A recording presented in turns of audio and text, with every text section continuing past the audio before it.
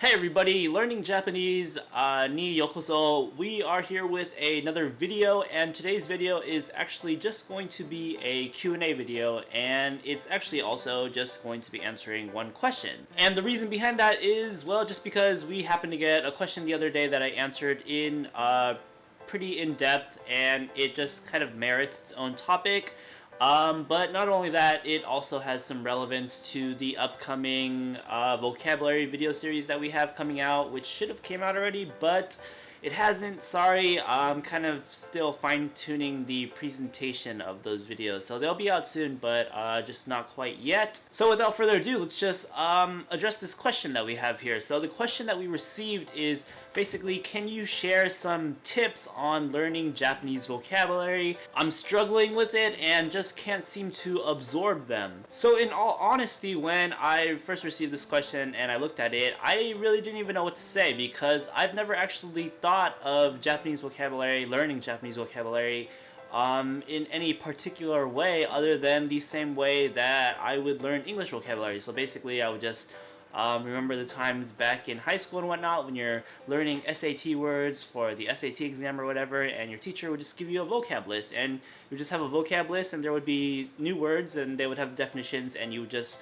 peruse that list over and over and over and kind of test yourself, sometimes folding the vocabulary list on paper in half so that you only have the vocab terms. Then you would try to guess their definition, flip it over to see if you were right, something along those lines. Sometimes you add in the technique of using flashcards, so it's basically the same thing but just less lazy. And then sometimes you would have, I don't know, use things like mnemonic devices to remember definitions of words and whatnot. And so basically that's what I've always done when I've been trying to learn new vocab words. I haven't put too much fancy smancy techniques into them.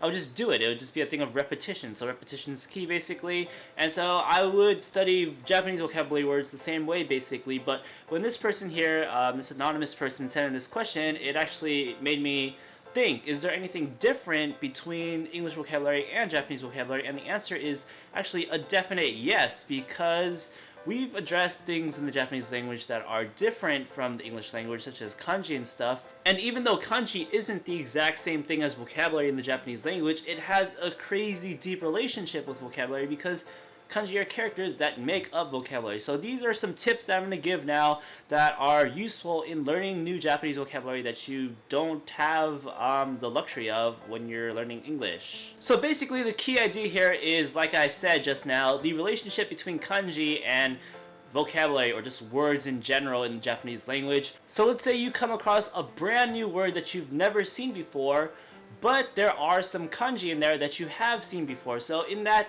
case, you can kind of do a process of elimination where you kind of guess what it means based on those kanji that you know, because a single kanji will probably have more than one definition. So you can go, oh, it either means this, or that kanji in there either means this or this or this, and then you can link that with the other kanji that you might know.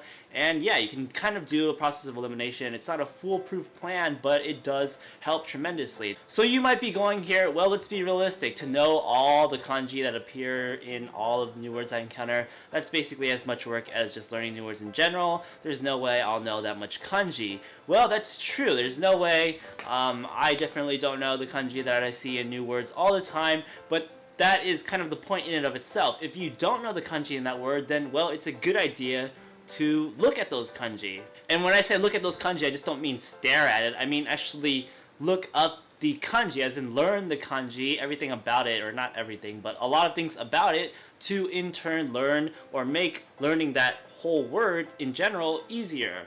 So I might be losing you here when I say this. If so, maybe check out the introduction videos that we have on kanji to kind of learn what kanji is, fundamentally speaking, in the first place. But basically, we know kanji is one of the syllabaries or alphabets of the Japanese language. And so what this means basically is that kanji is one of the types of building blocks to this entire language. And there are basically some fundamental qualities to kanji that we can use to make our learning easier. For example, we know that kanji is an ideographic syllabary, which means that the pictures that the kanji are, literally the way that you write them, are representative of the meaning. And so again, this is another not foolproof method, but in this case, this means that when they first made kanji, they were made to look like what they mean. And if they're going to look like what they mean, then that's going to help us, because if we look at the picture, it'll look like what it's supposed to mean, depending on if we can actually interpret that right, because these were made hundreds of years ago. So it's definitely not guaranteed that we associate the same pictures with the same meanings as the people did hundreds of years ago.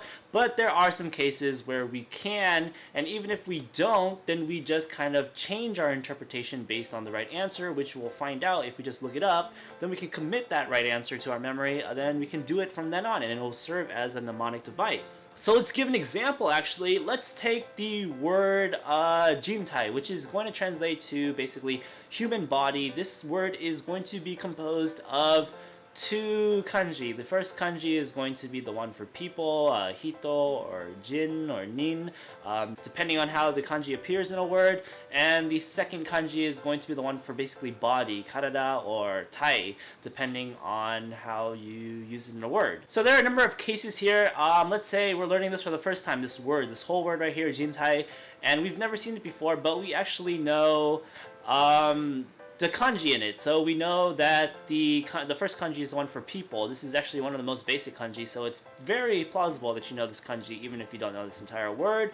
So we know this is going to mean people. Then the second one is going to be the one for body. So we now know that the first kanji is human or people, and the second kanji is going to be body. We can then kind of conclude that this is going to be the word for human body. And guess what? We're right. Jintai means human body. Along this way, we can also guess how it's pronounced.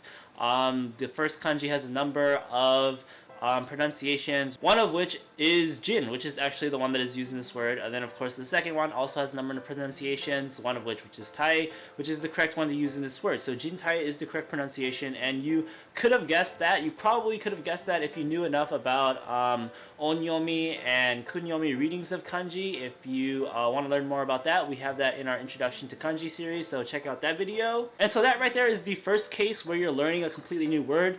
You never seen it before, you don't know what it means, but you know what the kanji are, so you can kind of guess what it means. Now let's go on to our second case, in which you've never seen this word before, you're learning it for the first time, and you've actually never seen those kanji in it before either, and you're just completely lost right now, which is completely okay. But now we're also going to use the kanji still, even though you don't know the kanji, to learn the kanji and learn this entire word. And it's going to be really easy in this case, so good thing I chose this word. So if you don't know this word jintai, you're going to learn it right now in this video. Are you ready? Sate, we are going to use the concepts that I just talked about, the whole ideographic thingy-majigger. So we are going to take the first kanji, and so this is going to mean human or person, like I said in the first case. So you're kind of spoiled already, I guess, so you kind of already know it. Okay, it wasn't that something to be excited for, but still. So we have this first kanji here, and let's say you know it means person now, but I'm going to try to make sure you remember it for a long time now.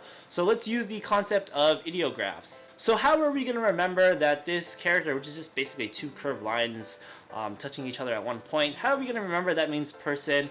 Well, we don't know what the person who made the kanji originally was thinking when he drew those two curved lines, but we're going to use our own mnemonic device to kind of adapt to that definition. So we're going to imagine this as basically just two legs, and it's just two legs of a person walking basically. So now this character right here, hito or jin or nin or whatever, is going to be a person, and we're going to know that because it is just a person's two legs walking. So that's our mnemonic device. We're going to remember this kanji from now on because it's just a person's two legs, and then it means person. Next up, we are going to move to the second kanji, of course, which is the tai and jintai. And this is going to mean body, as we should know from my explanation for the first case. And so how are we going to remember that this means body, though? It looks pretty weird. Well, we're going to try to imagine it, and in order to help our imagination, I'm going to show you this. Okay, so this is the character for the kanji, which is kind of obscure. I have no idea what that's supposed to look like. Let's just add some stuff. Oh, hey, wow, that's actually looking like quite the body there.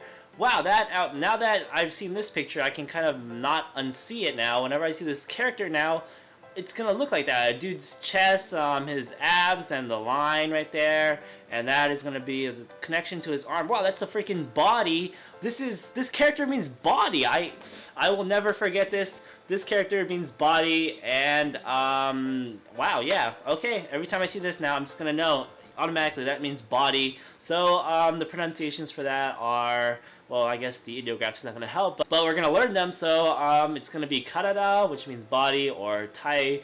And in this case, with this word, this overall word that we're learning here, jintai, it's going to be the tai. So now that I know these two kanji characters, oh hey, 2 feet, person, oh hey, abs, chest, nice bod, body, jin and tai, jintai, oh, human body.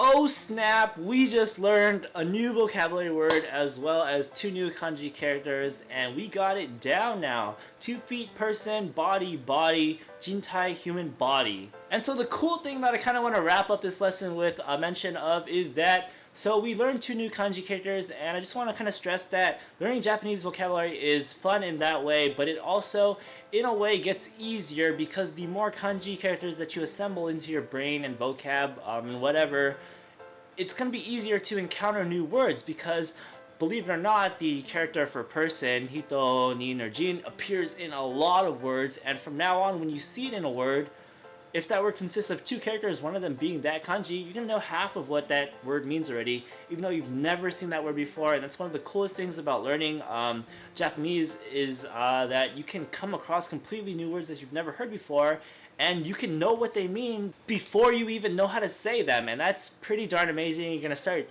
getting cocky, you're going to think you're God or something.